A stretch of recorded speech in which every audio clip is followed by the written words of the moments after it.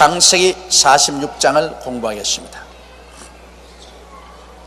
이스라엘이 모든 소유를 이끌고 발행하여 브엘세바에 이르러 그 아비 이삭의 하나님께 희생을 드리니, 이스라엘은 야곱입니다. 야곱이 야복강에서 하나님의 사자와 씨름하고 환도뼈가 어그러지고 자아가 깨어지고 주님께 전적으로 자기 자신을 내맡겼을 때 하나님이 야곱의 이름을 이스라엘로 변화시키신 것을 우리는 알고 있는 것입니다. 하나님과 다투어서 이긴 자, 하나님의 왕자, 이러한 이름인 것입니다.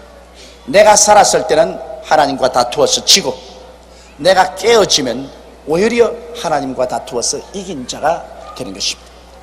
그래서 야곱이 이스라엘로 변화된 것입니다. 오늘날 우리도 필요한 것이 그거예요. 우리는 다 야곱입니다. 야곱은 우리의 전형적인 모습입니다. 우리 육체가 살아있는 사람, 자아가 살아있는 사람, 무엇이 자기 마음대로 내가 좋다, 내가 안 좋다, 내가 선악을 분별해서 내 마음대로 살려는 이 야곱의 성격이 있습니다. 그러나 이 야곱이 깨어지고 난 다음 하나님이 좋다면 좋고 하나님이 나쁘다면 나쁘다, 무조건 하고 내가 좋다 하겠다는 이것은 완전히 뿌려버려. 그래서 살든지 죽든지 흥하든지 망하든지 승하든지 쇠하든지 하나님만 따라갑니다. 이것이 이스라엘입니다. 그런데 여러분, 우리 가만히 가슴을 써놓고 보면 우리는 이스라엘이 된 것보다도 야곱이 너무너무 많아요. 그렇기 때문에 우리 생활에 고생이 사라지지 않은 것입니다. 어찌한지 야곱을 깨뜨려서 이스라엘로 만들어야 하나님이 설 수 있는 사람이 된 것입니다. 그래서 여러분 환두뼈가 늘 우직근 하는 이유가 그 야곱을 깨뜨리려고 그렇게 하는 것입니다. 이 하나님에게 매를 맞고 깨어지지 말고 스스로 항복하는 사람이 되면 이 얼마나 지혜로운 사람인 것입니다. 하나님의 성령께서는 우리가 매를 맞고 깨어지지 말고 스스로 깨어지도록 우리를 인도하기 위해서 늘 우리 가운데 와 계신 것입니다. 그런데 이 야곱은 이제 그때 이후로부터는 이스라엘이 됐습니다. 이제는 자기 인간의 생각으로 선악을 판단하지 않습니다. 하나님이 좋다면 좋고 하나님이 나쁘다면 나쁩니다. 그래서 그가 애굽으로 내려가기 전에, 자, 애굽으로 내려가는 것이 아버지의 뜻인지 아닌지를 알아야 되겠습니다. 그래서 이스라엘이 모든 소유를 이끌고 발행하여 바알세바에 이르러 그 아비 이삭의 하나님께 희생을 드린다 것입니다. 그 아버지가 섬기던 하나님에게 희생을 드렸다는 것은 거기에 예배를 드리고 하나님의 뜻을 기다리는 것입니다. 이제는 참 야곱이 마음대로 안 합니다. 옛날엔 자기 마음대로 그냥 팥죽 한 그릇에 형의 장자 명분도 빼앗고 형의 옷을 입고 그냥 양털을 붙여가 형처럼 털 사람이 돼가지고서 형이 받을 장자의 축복도 자기가 다 빼앗고, 그리고 형이 죽이려고 하니 외아집으로 달아나고, 온갖 것 전부 다 자기 생각대로 다 했습니다. 자기가 좋은 대로, 자기가 나쁘다면 안 하고. 그러시나 이제는 야복 나루트에서 깨어진 이후로는 야곱은 이스라엘이 됐습니다. 이제는 하나님만 바라봅니다. 나를 바라보지 않고 하나님을 바라봐요. 여러분이 매일매일 살아갈 때 나를 바라보고 문제를 결정하면 야곱이 됩니다. 그러나 하나님을 쳐다보고 문제를 결정하면 이스라엘이 되는 것입니다. 세상 사람들은 나만 바라보는 것이 아닙니다. 세상 사람들은 나도 바라보고 땅도 바라봐요. 결정할 때 나도 바라보고 땅도 바라보는데, 우리 예수 믿는 사람은 나도 바라보지 말고, 물론 땅은 물론 바라보지 말고, 우리는 하나님을 바라보고 모든 문제를 결정해야만 되는 것입니다. 하나님이여, 하나님의 기쁘신 뜻이 어디 계십니까? 하나님이 좋아하시는 것 어디 있으며 하나님이 미워하는 것이 어디 있습니까? 하나님의 뜻을 받들겠습니다. 그래서 애굽으로 요셉이 아버지 오라고 하시니 육정으로야 단숨에 뛰어나라고 싶죠. 뭐 만사를 제껴놓고 아이고 죽었던 아들이 살아서 애굽의 국무총리가 되었다니, 이런 영광스러운 일이 어디 있느냐. 목동의 아들이 그 당시 세계 최대의 문명 국가인 애굽의 국무총리가 되었다니, 이야말로 단숨에 내려갈 일이죠. 그러나 이제는 야곱이 아닙니다. 이제는 이스라엘로서 그 아비 이삭의 하나님께 희생을 드려요. 아브라함의 하나님, 그 조부의 하나님, 그 아비 이삭의 하나님, 그다음 나중에는 야곱의 하나님인 것입니다. 그래서 그 아버지 이삭의 하나님께 희생을 드립니다. 왜 여기에다 그 아비 이삭의 하나님이라고 특별히 말했냐면, 여러분, 이삭은 하나도 없이 하나님이 아브라함을 통해서 다 준비해 놓은 것을 고스란히 상속으로 받았었습니다. 아브라함은 준비하는 하나님을 체험했습니다. 아브라함을 통해서 하나님은 가나안 복지를 준비하셨습니다. 이삭은 아버지 아브라함의 하나님이 준비해 놓은 것 그대로 받았었습니다. 그래서 이삭의 하나님이라는 것은 하나님이 우리를 위해서 예비하시는 그 하나님께 예배를 드렸다 하십니다. 하나님이 우리 일생을 위해서 예비하신다. 이삭의 하나님은 예비 하나님입니다. 야곱의 하나님은 우리를 연단하시는 하나님. 야곱은 하나님께 연단을 받아 깨어졌잖아요. 아브라함의 하나님은 준비하시는 하나님이고, 이삭의 하나님은 준비한 것을 선물로 이삭이 다 받았으니 선물을 주시는 하나님이고, 야곱의 하나님은 우리를 깨뜨려서 연단하시는 하나님이신 것입니다. 그래서 모든 아름다운 것을 선물로 주시는 그 이삭의 하나님께 희생을 드리고서 제물을 바치고 그리고 기다렸습니다. 여러분, 우리도 희생을 드릴 필요는 없습니다. 예수님이 우리 희생이 되었기 때문에 우리도 중대한 문제가 있으면 예수님이 십자가 앞에 나가서 예수 이름으로 하나님 앞에 기다려야 됩니다. 예수 이름으로 하나님께 기도하고 난 다음에 하나님 지혜가 성령으로 내게 가부 안에 말씀해 주기 전에 우리는 움직이지 말아야 돼요. 하나님은 오늘날도 우리가 예수 그리스도 이름으로 하나님 앞에 기다리면 하나님은 좌우를 우리에게 분별하도록 해주시는 것입니다. 밤에 하나님의 이상 중에 이스라엘에게 나타나시고 불러 가라사대 야곱아 야곱아 하시는지라 야곱이 가로되 내가 여기 있나이다 하며, 그래 하나님께 제사를 드리고 기다리니까 밤에 하나님이 이상 중에 이스라엘에 나타나시고, 밤에 이상 중에 나타나는 것은 꿈에 나타났다 그 말인 것입니다. 하나님께 제사를 드리고 난 다음 그날 밤을 자는데 밤에 하나님이 꿈 중에 이스라엘에게 나타나시고 불러 가라사대 야곱아 야곱아 하시는지라 야곱이 가로되 내가 여기 있나이다. 오늘날도 여러분, 하나님께서 우리에게 꿈으로 말씀할 때가 참 많습니다. 꿈으로 말씀할 때가 많아요.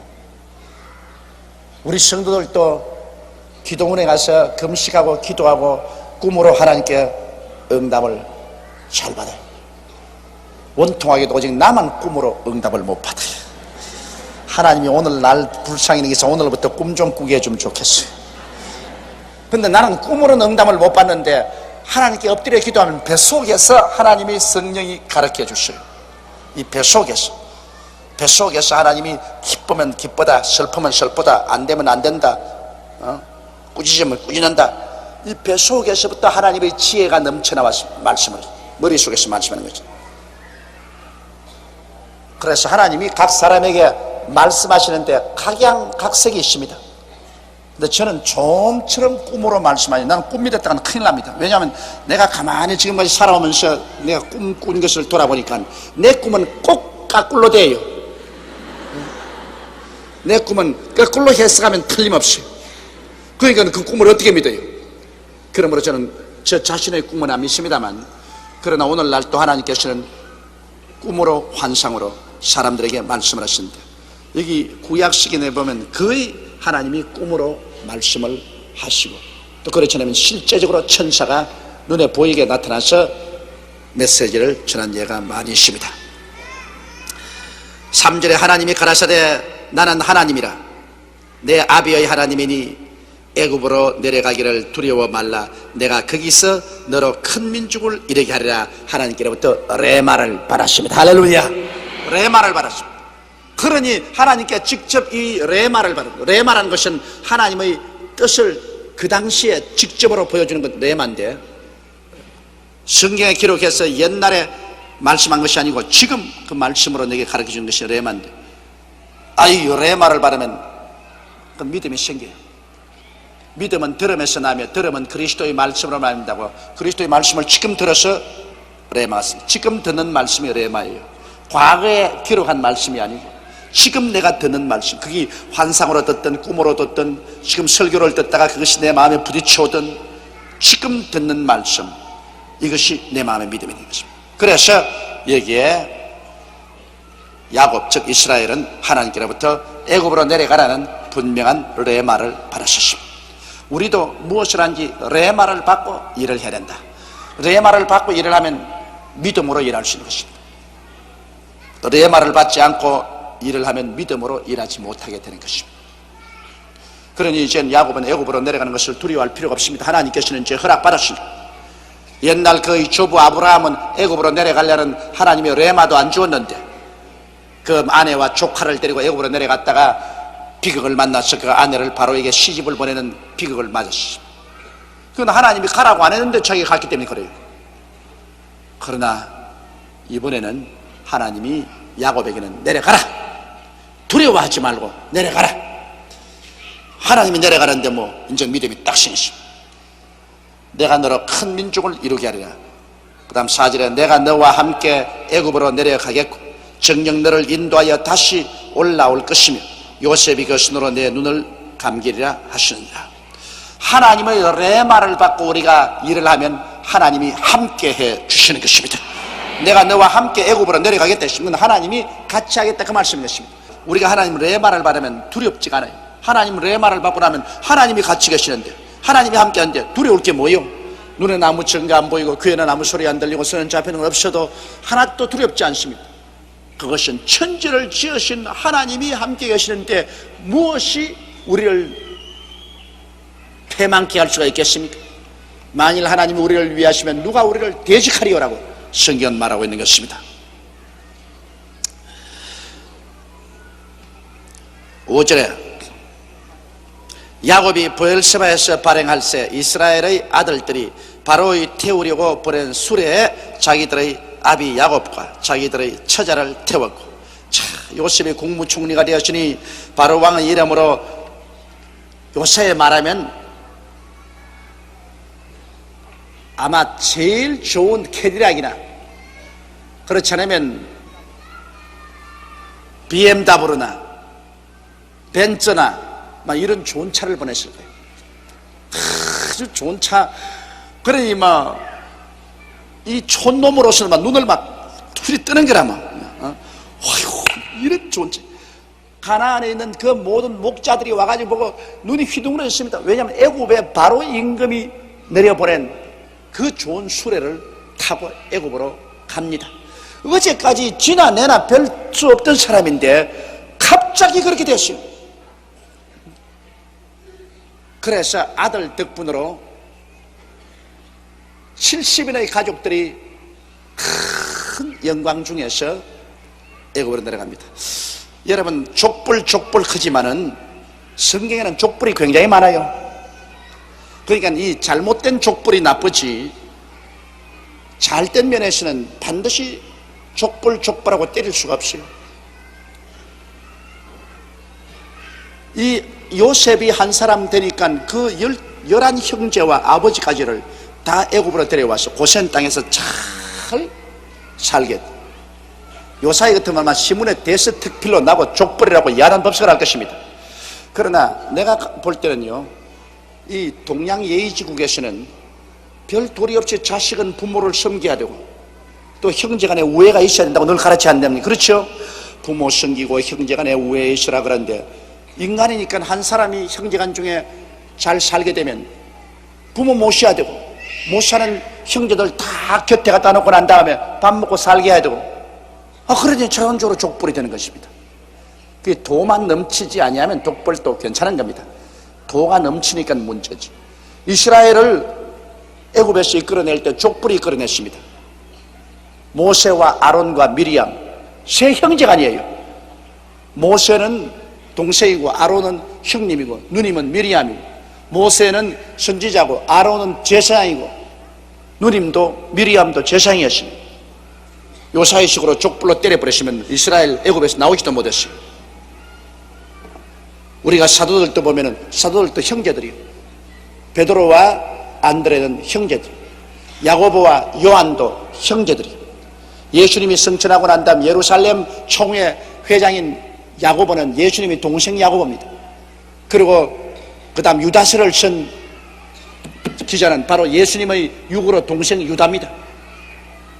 예수님의 친동생 둘이가 그 당시에 초대교회의 가장 중심적인 역할에서 이끌어갔습니다. 초대교회 총회장이 바로 예수님의 친동생인 야곱이 예루살렘 총회예요. 그 야곱이 얼마나 기도를 많이 했던지 나중에 그가 순교를 당하고 난 다음 몸을 시체를 관에 넣으려고 하니까 그 무릎이 약대 무릎 같이 됐더라. 얼마나 오래 꿇어 앉아 기도를 했던지 무릎이 약대 무릎 같이 됐더라. 그들은 한 성령으로 태어났지만은 그러나 한 형제로 자랐습니다. 나중에 오순절날 이후로 예수님이 하나님의 아들인 것을 인정하고 난 다음 그 친형제가 예수님을 하나님으로 섬기고 예루살렘 총회 총회장으로 했습니다. 그것도 아우 유다는 참 그 예수님을 열심히 섬기고 유다서까지 기록해서 전국에 신앙의 격려를 이러므로 반드시 여러분 이 형제가 늘 서로 돌본다고 해서 나쁜 게 아닙니다.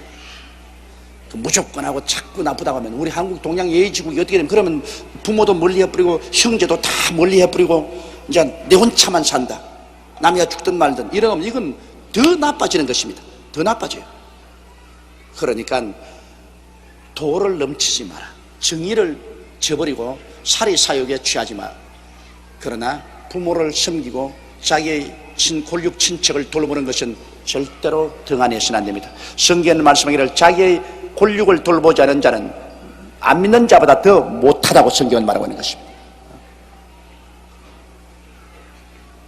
그런데 어떻게 이 세상에서 부모도 없고 형제도 없고 자기 혼자만 산다는 그런 후레 자식이 될 수가 있겠어요?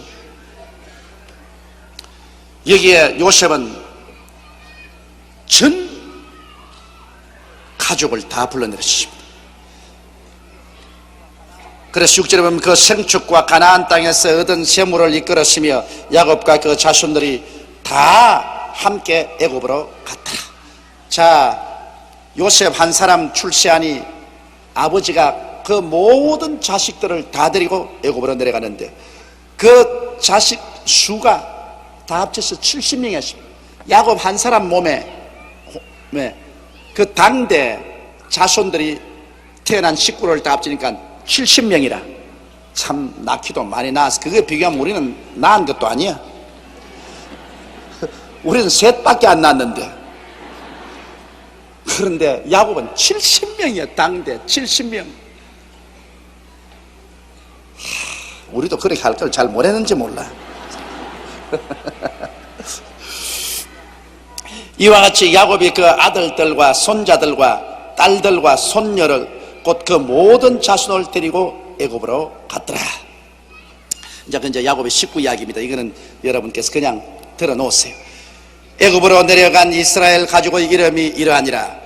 야곱과 그 아들들 곧 야곱의 맏아들 루벤의 아들 하녹과 발루와 헤스론과 갈미요 시몬의 아들 곧 여무엘과 야민과 오핫과 야긴과 스할과 가나안 여인의 소생 사울이요 레위의 아들 곧 게르손과 그핫과 므라리요 유다의 아들 곧 엘과 오난과 셀라와 베레스와 세라니 엘과 오난은 가나안 땅에서 죽었고 또 베레스의 아들은 곧 헤스론과 하물이요 이사갈의 아들 곧 돌라와 부아와 욥과 시므론이요 스불론의 아들 곧 세렛과 엘론과 얄레엘이니 이들은 레아가 밧단 아람에서 야곱에게 낳은 자손들이라.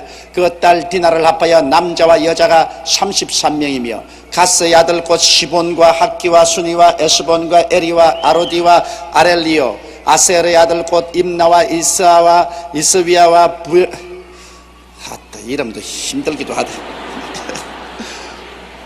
브리아와 그들의 누이 세라며 또 브리아의 아들 곧 헤벨과 말기엘이니 이들은 라반이 그 딸 레아에게 준 실바가 야곱에게 낳은 자손들이라. 합 16명이요 야곱의 아내 라헬의 아들 곧 요셉과 베냐민이요 애굽 땅에서 온 제사장 보디바르의 딸 아스나시 요셉에게 낳은 므낫세와 에브라함이요 베냐민의 아들 곧 벨라와 베겔과 아스벨과 게라와 나만과 에히와 로스와 문빔과 훗빔과 아르스니.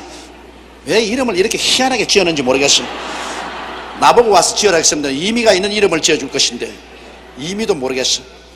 이들은 라헬이 야곱에게 낳은 자손이라 합 14명이요 다너의 아들 후심이요 납달리의 아들 곧 야셀과 구니와 에셀과 실렘이라. 이들은 라반이 그 딸 라헬에게 준 비라가 야곱에게 낳은 자손이니 합이 7명이라. 야곱과 함께 애굽에 이른 자는 야곱의 자부 외에 66명이니 이는 다 야곱의 몸에서 나온 자며 애굽에서 요셉에게 낳은 아들이 2명이니 야곱의 집사람으로 애굽에 이른 자의 도합이 70명이었더라. 자, 한 사람 잘나면 70명을 먹여 살려요. 70명은 합쳐서 한 사람 먹여 살리지 못할지 몰라도요, 한 사람 잘나면은 70명을 먹여 살린다. 그래서 옛날에는 결사적으로 자손을 많이 낳으려고 한 것은 그놈들 중에 누가 한 사람 잘난 놈이 나올지 모르기 때문에 막 7명이고 8명이고 10명이고 막 낳아본다고. 그래서 그 중에 한 사람이 잘나면은 다 산다. 내가 옛날 부산에서 평신 올 때 리처드 목사님이라고, 우리 교회 목사님은 절대로 산하제한 반대를 했습니다. 그 산하제한 반대하는 이유를 언제나 들어 말하기를, 세계를 변화시킨 감리교 창설자인 요한 웨슬레 어머니 수산나 웨슬레가 20명을 낳았어요. 20명을 낳았는데 요한 웨슬레가 그 중에 몇째냐? 18째인가 그렇게 돼요. 그러니 하는 말이, 만일 요한 웨슬레 어머니가 산하 제한을 했더라면, 한 11명 놓고 산하 제한을 했더라면 요한 웨슬레는 못 태어날 것이요, 그랬다면 영국은 그 거대한 성령운동으로 산업혁명 때 영국은 피를 흘리지 않고 민주화가 됐습니다. 요한 웨슬레의 복음 전거 때문에. 그리고 온 세계가 감리교, 그 감리교에서 또 성결교, 구세군 운동이 다 요한 웨슬레 운동에서 나왔습니다. 감리교나 성결교나 구세군 그 신학적인 배경이 다 요한 웨슬레 운동인데, 그 요한 웨슬레가 만약 안 태어났으면 이 세계, 여러분 감리교나 성결교나 구세군이나 이 운동을 통해서 얼마나 많은 사람이 구원받았습니다. 그래서 우리가 리처드 목사님 말이, 나는 절대로 산하제한 반대한다. 20명이고 30명이고 나는 대로 나라. 그 중에 어느 놈 한 놈이 잘난 놈이 생겨날지 모른다. 근데 그 말도 그렇상해요. 왜냐하면 20명을 낳은 그 어머니가 18째 아들이 그렇게 세계 역사를 변화시키는 주의 종이 될 줄 누가 알았습니까? 그러나 이 웨슬레 어머니 수산나 웨슬레는 자식들 잘 길렀습니다. 그 전기를 보면요, 그가 아침에 일어나가지고 애들을 다 밥 먹이고, 그리고 설거지 따고 난 다음 한 애에게 반드시 하루에 1시간씩 붙잡고 말씀을 가르치고 기도를 해주더래요. 그럼 20명이면 20시간 하니까 하루 종일 애만 돌봤다. 그 어머니가 얼마나 열성적으로 애들을 종교적으로 가르쳤던지, 애들 한 사람 한 사람을 붙들어서 성경을 가르치고 기도해주고, 성경을 가르치고 기도해주고. 그래서 그 20명의 아들 중에 요한 웨슬레하고 찰스 웨슬레 두 사람이 일어나가지고 세계를 뒤흔들어 버렸습니다. 이러므로 많은 형제간 중에서는 그 잘난 놈도 생겨나게 돼요. 그래서 이 야곱은 만일 요셉이 없었더라면 가나안에서 전부 다 굶어서 죽었을 것인데, 그 중에 한 형제가 애굽에서 국무총리 되므로 70여 명이 애굽으로 내려가서 다 함께 목숨을 건지게 된 것입니다. 28절에 야곱이 유다를 요셉에게 미리 보내어 자기를 고센으로 인도하게 하고 다 고센 땅에 이른, 온 가족이 수레를 타고 아주 이기양양해서 애굽으로 내려가는데, 이제 국무총리 요셉이 보좌관들을 거느리고 군대를 거느리고 아버지를 환영하러 나옵니다. 그 아버지의 감격이 어떻겠습니까? 죽은 줄 알았던 아들이 13년 후에 국무총리가 돼가지고 있어. 그 아버지를 그 금술에 태워서 고센 땅으로 환영을 하고 문무백관을 거느리고 군대를 거느리고 아버지를 환영해 나오니, 나도 그런 아버지 한번 되어봤으면 좋겠어. 그 마음의 감격이 어디 있어. 내 자식 요셉, 아이고 내 자식 요셉, 죽은 줄 알고 내가 13년을 목매도 있지 못해서 눈물로 세월을 보냈는데 이 자식이 안 죽고 국무총리가 됐더니 이 꿈이냐 생시냐. 아마 수레를 타고 가도 수레 바퀴가 너무너무 늦게 굴러가지고서 수레야 빨리 굴러라 빨리 굴러라. 이거 왜 이렇게 늦게 굴러노. 얘야 좀 빨리 말 좀 빨리 몰아라. 아들 아버지 전속력으로 몰고 있어요. 아이고 그래도 왜 이렇게 느리니. 좀 마일수를 높여라. 악셀레이터를 좀 밟아라. 좀 빨리 달리게. 그 아버지의 심정이 어떻겠습니까? 그 야곱이 유다를 앞에 보내서 자 애비가 온다. 애비가 오니까 고센 땅에서 너 나와서 같이 만나보자. 그렇게 했습니다. 요셉이 수레를 갖추고 고생으로 올라가서 아비 이스라엘을 맞으며 그에게 보이고 그 목을 어긋맞춰 안고 얼마 동안 울매. 요셉은 틀림없이 울보는 울보라. 밤낮 요셉 이야기만 하면 울었다는 소리 나와요. 형제들 만나서 울고 자기 마지막 베냐민 만나서 울고 또 아버지 만나서 울고. 그 보면 요셉은 감정이 굉장히 순박한 사람이요 인정이 많은 사람입니다. 잘 울었습니다.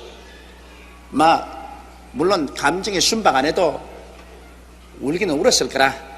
내가 요셉이라도 그렇게 됐으면 우리 아버지 만났으면 울었을 거라. 얼마나 반갑겠습니까? 서로 얼싸안고 목을 어긋대고서 아이고 이 자식아 죽은 줄 알았는데 살았구나. 이렇게 네가 잘 됐구나.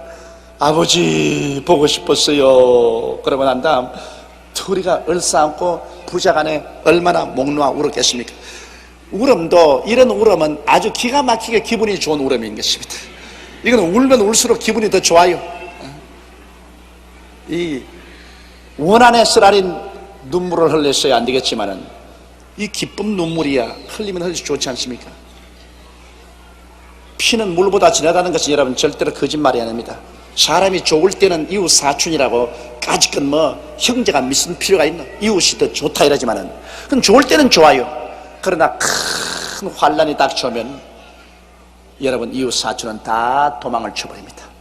끝까지 남아서 함께 울고 운명을 같이 짊어지겠다고 나오는 사람은 그래도 한 핏줄을 가진 부모 자식 형제간이 그때 나타나는 것입니다. 좋을 때는 이웃이 좋고 환란을 당할 때는 아무래도 부모 형제밖에 없습니다. 이스라엘이 요셉에게 이르되 내가 지금까지 살아있고 내가 내 얼굴을 보았으니 지금 죽어도 가하도다. 이게 부모 심정입니다. 부모가 애굽에 내려와서 호사하는 거 없어도 좋아요. 내가 너 국무총리가 되었으니 이제 너희 집에서 호의호식하고 잘 살아보겠다. 그런 생각 없어요. 부모가 되어보면 부모는 그저 자식이 몸 건강하고 잘 살아있으면 그로서 만족해요. 부모가 자식 길러가지고서 자식 보고 큰 영화 보겠다는 부모 있습니까? 없습니다. 그 자식들이 그걸 알아야 돼. 부모는 자식이 건강하고 자기 잘 되면 부모는 거지가 돼 있더라도 좋아요. 내 자식 잘 되면. 그건 부모가 위대해서 그런 것이 아니라 자기도 자기 부모에게 받았으니 또 부모로서 자식에게 주는 천륜인 것입니다. 그건 내리사랑이에요. 자식은 아무리 부모가 은혜를 베풀어도 별로 고맙게 생각 안 합니다. 나중에 세월이 흘러가면 잘해준 것보다는 못해준 것만 자꾸 생각이 나는 것이에요. 그러나 부모는 그저 자식이 건강하고 잘 되면 좋아요. 그래서 이 야곱이 하는 버릇이 아들이 국무총리가 됐구만. 아이고 너희 집에 한번 가보자. 어떤 농장을 두고 사니, 집은 어떻게 데코레이션하고 사니, 음식은 얼마나 먹니. 이제 나도 너 때문에 이제 한번 복 누리고 살겠구나. 이런 말 안 했습니다. 야곱은 이스라엘의 요셉에게 이르되 내가 지금까지 살아있고 내가 내 얼굴을 보았으니 지금 죽어도 좋다. 너 보았으니 이제 내가 죽어도 한이 없다. 이게 부모의 심정인 것입니다. 야곱은 13년 동안 자식을 잃고 눈물로 세월을 지내다가 자식 사랑 거 듣고 실제로 내 눈으로 보았으니 그거 이상 더 바랄 게 뭡니까? 이제는 죽어도 나는 가다. 그것인 것입니다. 이게 부모님이 자식을 사랑하는 것입니다. 그렇기 때문에 하나님이 세상을 이처럼 사랑하사 독생자를 주셨으니, 하나님이 여러분 우리 부모니까, 우리를 지으신 하나님이니까 우리를 너무너무 사랑했기 때문에 그 독생자를 보내셨어요. 그 사랑 안 하고는 여러분 그런 일 없습니다. 우리는 보통 뭐 독생자 보내가지고 십자가에 죽었구나, 우리 그렇게 생각하지만은 여러분 독생자를 보내가지고서 그 아들을 십자가에 찢어가지고서 피를 다 쏟아서 우리 죄를 대신 갚는다는 것은 어마어마한 희생입니다. 이건 사람의 머리로서 계산이 안 돼요. 하늘과 땅을 지으신 창조주된 그 아들을 육신으로 보내셔서 우리 대신해서 십자가의 희생의 제물이 되게 하는 것은 하나님으로서는 할 수 있는 최대의 희생인 것입니다. 그런데 오늘날 안 믿는 사람은 그것도 발로 짓밟아버리고, 예수 믿는 사람도 그 심상하게 생각합니다. 그 심상하게, 하나님이 그렇게 했구나. 그러니 부모의 사랑을 자식이 어떻게 알려? 하나님의 그 큰 사랑을 우리는 나중에 천당 올라가서 두고 배워야 됩니다. 두고 깨달아야 돼요. 지금 우리가 깨닫는다 해도 우리는 그 깊이를 깨달을 수가 없어요. 만일 그렇게 해서 우리 죄를 안 세웠으면 인생들은 이것은 죄 가운데 태어나서 죄를 먹고 마시며 사는 인생이 스스로 의로운 행동은 못하기 때문에 하나님의 어려운 심판 앞에 벌을 받아서 모두 다 불과 유황으로 타는 못에 참여하고 말, 다 불과 유황으로 타는 못에 떨어져서 세세 뭉토록 불탈 것이다. 그 아들 예수를 통해서 값없이 믿기만 하면 믿음을 통해서 죄를 다 용서하고 구원해 주시는 그 은혜가 얼마나 큽니까? 용서받고 난 다음에는 비로소 성령의 능력으로 나날이 선결된 삶을 우리는 살아가게 되는 것입니다. 이러므로 하나님의 사랑을 우리가 깊이 깨달아야 되는 것입니다. 요셉이 그 형들과 아비의 권속에게 이르되 내가 올라가서 바로에게 고하여 이르기를 가나안 땅에 있던 내 형들과 내 아비의 권속이 내게 왔는데 그들은 목자라 목축으로 업을 삼음으로 그 양과 소와 모든 소유를 이끌고 왔나이다 하리니 바로가 당신들을 불러서 너희의 업이 무엇이냐 묻거든 당신들은 고하기를 주의 종들은 어렸을 때부터 지금까지 목축하는 자이온데 우리와 우리 선조가 다 그러하니이다 하소서. 애굽 사람은 다 목축을 가증히 여기나니 당신들이 고센 땅에 거하게 되리이다. 애굽 사람들은 제일 천한 직업을 목축 직업으로 했습니다. 애굽은 원래 일찌감치 나일 강변에서부터 시작해서 농경이 발달되어서 농사를 짓고 사는 민족입니다. 그리고 장사를 해먹고 사는 민족인데 그 애굽 사람이 가장 천하게 여기는 것은 이 목축을 하고 짐승을 길러먹고 사는 사람을 가장 천하게 여기셨습니다. 우리 한국에도 옛날에 그렇지 않습니까? 우리 한국에서 이 짐승을 잡아서 팔고 하는 분을 백정이라고 그랬거든. 그리고 우리 어릴 때만 하더라도 학교에 가서 저 집은 백정 아들이다, 백정 딸이다 해서 같이 놀면 집에서 부모들에게 호통을 받았어요. 일본에도 지금 브라쿠민이라고 해서 브라쿠민이라고 지금 소위 말하는 한국의 백정입니다. 일본에도 브라쿠민이라면 굉장히 천대를 받고 함께 혼인도 하지 않습니다. 그것은 농경국가에서 우리 한국도 그렇고 일본도 그렇고 농사 지어 먹고 장사하는 사람들은 이 짐승을 기르고 짐승을 잡아먹고 하는 것을 굉장히 천시. 그러나 실제로 우리가 하나님 앞에 보면 어떠한 사람도 다 똑같은 사람입니다. 농사 지어 먹는 사람이나 장사 지어 먹는 사람이나 목축을 해서 짐승을 잡아먹는 사람이나 뭐가 다릅니까? 또 똑같이 자기들은 농사 짓고 목축해 장사해가지고서 그 짐승 자기 손으로 안 잡고 남이 잡은 거 갖다 먹으면서도 자기 손으로 안 잡았다고 해서 짐승 사는 사람 비하해서 보는 것은 그건 사리에 맞지 않습니다.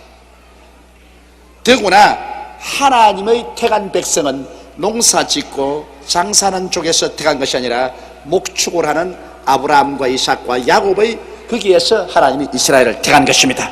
그러므로 절대로 인간 생활에서 직업의 귀천을 가지고서 사람을 차별되어서는 안 되는 것입니다. 그러나 여기에 야곱과 그 자손들이 애굽에 내려갔을 때는 애굽 땅에서는 목축하는 사람을 가장 천하게 여기고 같이 교제를 안 하기 때문에 요셉이 미리 그것을 가르쳐 주었습니다. 잘 애굽의 문화를 미리 가르쳐 주어가지고서 우리는 일반 애굽 사람들이 사는 것보다 따로 떨어진 목축할 수 있는 그러한 고센 땅에 살게 해서 고센 땅은 아주 기름지고 그곳은 풀이 많고 물도 많고 목축하기가 좋아요. 그래서 애굽 사람하고 섞이지 않게 그렇게 하는 것입니다. 그것이 오히려 큰 나중에 유익이 되었습니다. 왜냐? 도시로 들어와서 살았으면 애국 사람하고 서로 통혼을 해서 피가 서로 섞여가지고서 이스라엘 민족이 애국 민족이 되고 말았을 것입니다. 그러나 목축을 하고 애국 사람이 이스라엘 민족을 천시해서 목축하는 그런 천한 민족하고는 아들도 주지 않고 딸도 안 맞는다. 그래서 격리시켜버렸어요. 그래서 이스라엘의 고센 땅에서 이스라엘 사람들은 애국 사람에게 천대를 받으면서 고립되어 있어서 자기끼리만 이스라엘 민족끼리 서로 통혼하고서 살아서 나중에 방대한 수인 300만의 수가 될 때까지 피가 섞이지 않았었습니다. 그게 다 하나님의 섭리였어요. 천시를 하고 멸시를 하고 그들을 분리시킨 것이 하나님의 섭리로서 하나님의 선민으로 애굽 사람들과 피가 섞이지 아니하고 그 순수한 혈통을 유지할 수가 있었던 것입니다.